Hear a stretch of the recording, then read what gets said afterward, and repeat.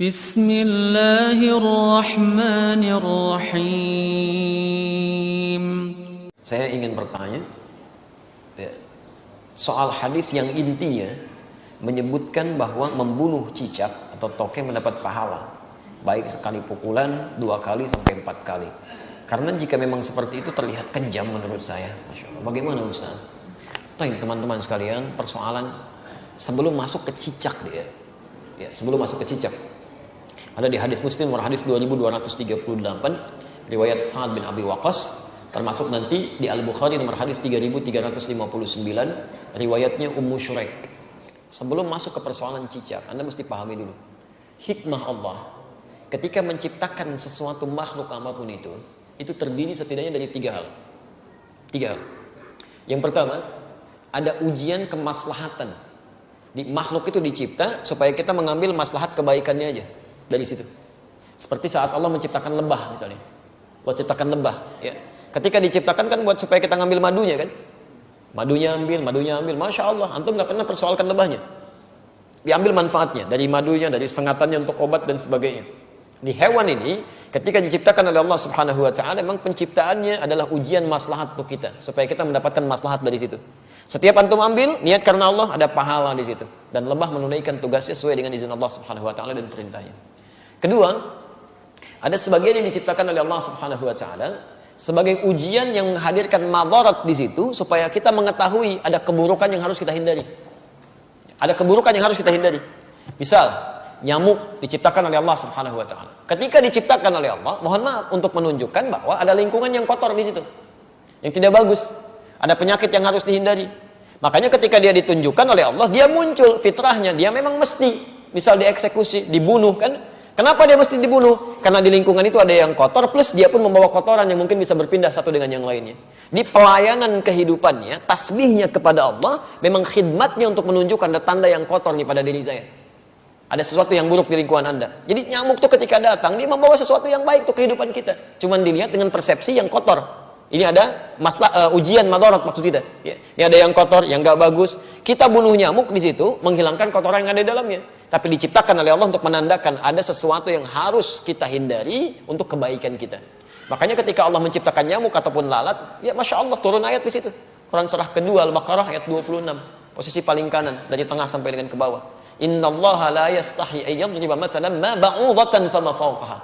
Allah itu enggak pernah punya rasa malu kalaupun harus membuat perumpamaan dengan menciptakan nyamuk, karena di balik itu pasti ada kebaikan maslahat untuk kita.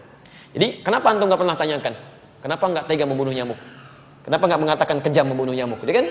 Jadi persoalannya bukan bunuh atau tidak bunuh, itu ada ujian bagi kita yang menampilkan madarat di situ yang harus kita kemudian hilangkan. Kalau Allah enggak tampakkan, maka bahaya untuk kehidupan kita.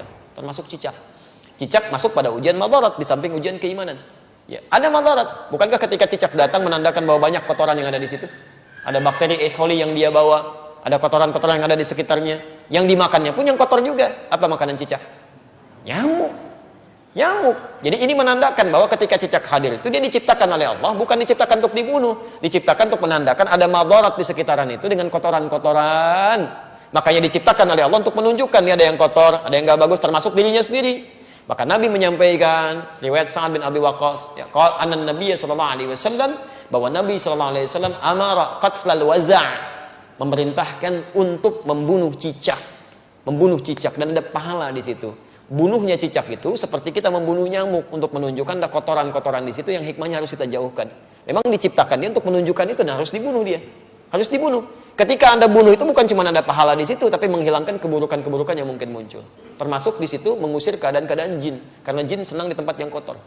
Makanya saya bisa katakan kalau ada cicak tuh beberapa tempat, itu jin biasanya ada juga di situ. Karena senang di tempat-tempat yang kotor. Ya, senang di tempat-tempat yang kotor. Jelas sampai sini? Wasanna bi fuwaisiqa, dan Nabi menyebutnya dengan hewan fasik kecil. Hewan fasik kecil. Selain membawa kotoran, dia pernah juga meniup-niup api yang sedang membakar Nabi Ibrahim supaya semakin menyala. Ya, diharapkan jadi dingin dan teduh, ini malah ditiup-tiup oleh hewan ini. Makanya ketika Anda membunuhnya, bukan cuma menghilangkan kotoran, tapi plus ada pahala di situ.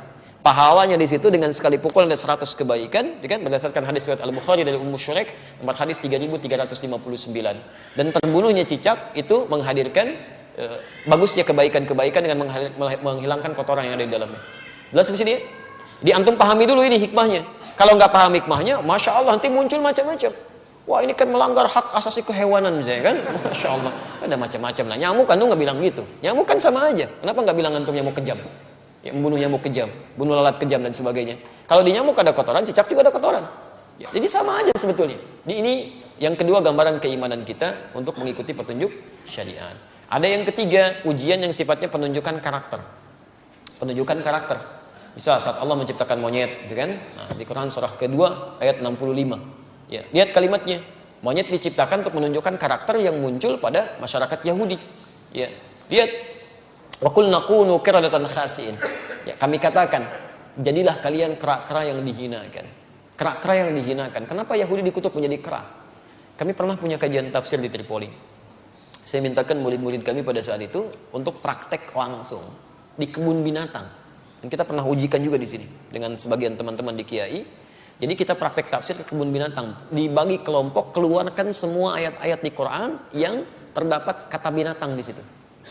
Ada monyet, ada misalnya unta, ada gajah, ada macam-macam. Terus kita bikin kelompok. Ini kelompok unta, kelompok gajah, kelompok monyet, macam-macam. Analisis.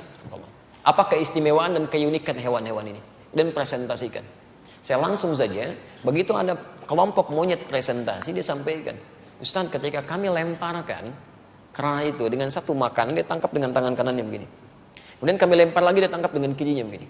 Lempar lagi, tangkap dengan kakinya dia begini. Lempar lagi kaki yang satunya lagi. Begitu ada kawanan lain masuk ke situ, dia akan usir, nggak boleh. Tapi kalau dia sudah nggak suka dengan makanan dia akan datang ke tempat yang lain, dia obrak-abrik tempat itu tuh. Mirip kejadian dengan yang sekarang itu. Ya, dia ambil ini, ambil itu, monopoli ini, monopoli itu, bikin orang lain bangkrut macam-macam dan sebagainya. Begitu sudah nggak suka masuk ke satu tempat, yang di situ suruh keluar semua. Sama kan, menunjukkan karakter. Ya, menunjukkan satu karakter. Makanya ketika antum keluarkan di Quran tuh nggak mungkin, nggak ada yang kosong dari faidah. Pasti ada kebaikan-kebaikan yang mungkin bisa kita dapatkan. Ya, sama semua yang di laut, yang di atas itu semua bertasbih pada Allah Subhanahu Wa Taala. Hewan yang di darat, hewan yang di laut, ikan. Sebutkan jenis-jenis ikan, ya kan? Masya Allah, ikannya banyak tuh. Antum bisa sebutkan sekali. Kenapa antum senyum? Ini macam-macam ya. Itu mana yang aneh aja. Jangan ingat yang nggak betul lah ya. Kasihan anak itu. Namanya Ahsan. Orang Semarang itu punya masalah dia ya, punya masalah di lisannya. Jangan dicela, kasihan. Ya, punya masalah di lisannya, kita harus doakan pada Allah Subhanahu Wa Taala. Dan kalau menemukan kesalahan dalam sesuatu hal, untuk anak khususnya dalam pendidikan di Quran, di Sunnah, itu jangan minta diulang, jelaskan kesalahannya. Man ra'a minkum munkaran falyughayyir bi yadihi aw bi lisani. Jadi kalau anak salah misalnya, coba sebutkan jenis-jenis nama ikan paus. Bukan ya, itu bukan paus. Kalau kamu sebutkan paus, itu tuh paus kan? Nah, ikan tuh harusnya paus. Paus, seketika sampaikan, bukan paus ya, paus. Maka dia mulai berkata, oh iya, paus. Langsung benarkan. Ya jangan minta diulang. Ulangi.